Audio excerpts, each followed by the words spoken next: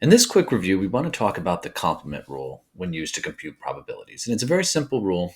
And I'm sure if you're watching this video, if you used the complement rule before in your life and might not have realized it was the complement rule, but it's very intuitive.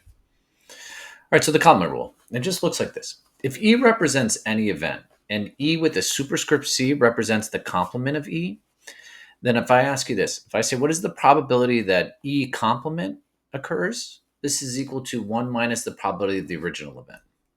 Or just with simple algebra, if I ask you what's the probability that some event E occurs, this would be 1 minus the probability that the complement occurs.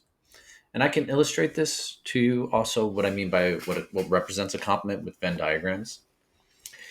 If we have here, inside this box represents, the entire region or all the possible outcomes. And this E, this circle here is event E, this green circle.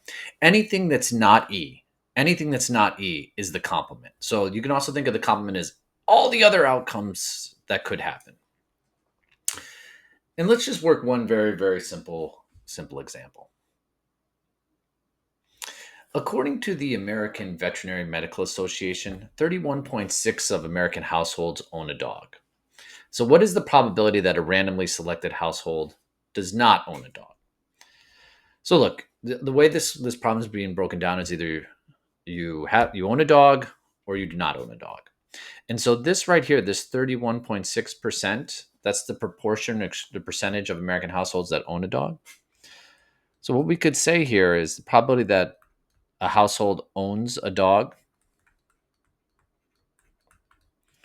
is 0.316 if it's selected at random. So then what is the complement of owning a dog? It would be that you do not own a dog. So if I asked you, what is the probability does not own a dog?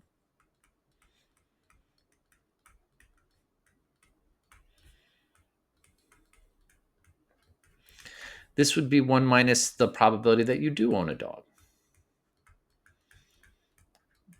The way we're defining this is E is that you own a dog.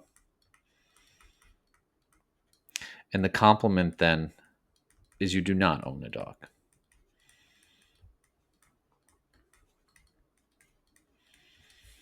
And look, this would just be 1 minus the probability you own a dog. We know it right here. It's 0.316. So this probability, do 1 minus this, would be 0.694. All right, class or students, I hope this quick review has helped. And as always, if you need additional help, please reach out to your instructor.